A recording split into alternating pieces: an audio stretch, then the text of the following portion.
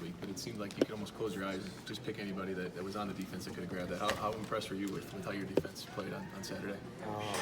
I'm really happy and really proud of everyone that was out there. Everyone did what was asked of them. Everyone went beyond their job to make plays, and it was really fun to be out on that field with everyone. So. How tough was Saturday, knowing what was at stake and what you guys had done just a couple weeks prior in the loss to Wisconsin and coming against a team that you knew was talented? We got a good blueprint for what we needed to fix when we played Wisconsin, and the film, we understood that Iowa was going to try and run it down our throats. They were going to try and do the same thing. We knew what we were going to go through and what we had to fix. So, we did a really good job. I think everyone really stepped up, really showed what we could do.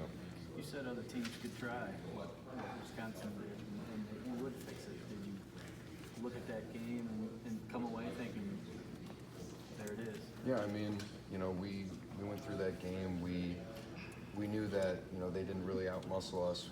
We just had some improper fits, some things that we needed to clean up, and I think that we really showed a team trying to take advantage of what they thought they could take advantage of. They're not really able to do that. Were they as physical as Wisconsin's line, or how did they compare? I think it would be better to ask the defensive lineman that. I kind of came into contact with more of the fullback and, kind of helping out the defensive lineman with double teams, but, I wasn't really the main focus of the offensive lineman, so it's kind of difficult to say. What's Mike Dwumfer's return to the lineup meant to this defense? It means a lot. He's a really talented player. Whenever you get someone with a lot of talent and a lot of skill back on any unit, you have a big increase in production and level of play. So, Jordan, what's it going to be like going to Illinois and seeing Brandon Peters there? It's going to be cool.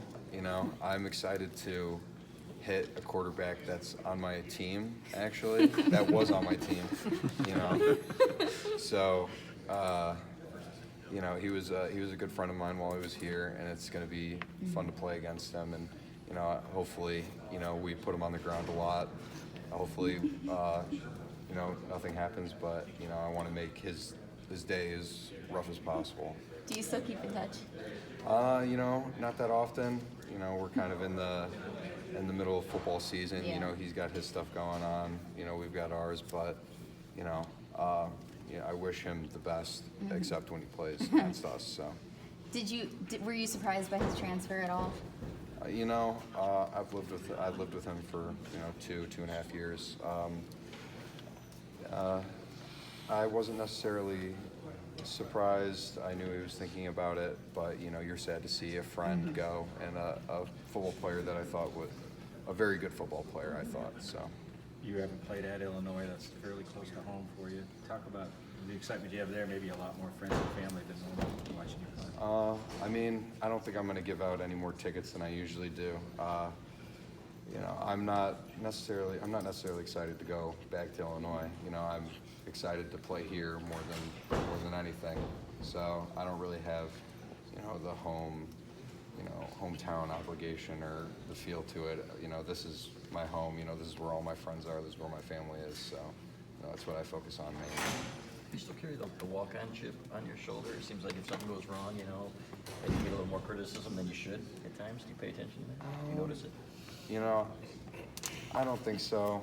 It's difficult to say, but I think that there have been a few times. I don't know. It's been a while since I've been in that kind of shoe, but obviously I've gone through the process, and I'm become a specific player, a specific type of person because of it. So I think I'm better for it, better for coming through a walk-on. So. There's been some conversation about the name, image, likeness bill in California. Is that anything you guys talk about amongst yourselves? Do you guys have any opinions about that? I don't think my opinion would really sway any type of legislation, but isn't that's going to become active in like 2023 or something? Yeah. So I'm going to be long gone from college sports by then. So whether I like it or dislike it, it's going to have no impact on me. What's your perspective? I'm fine I'm fine without that. Is your perspective different though because of what your status was, and the fact that you have a scholarship now, and that kind of sense, and maybe you appreciate the value of the scholarship a little bit differently than somebody else? You know, I come from a very privileged background. My parents have been able to provide a lot for me. There are a lot of people that come here with scholarships that are in much tougher positions than I was without one.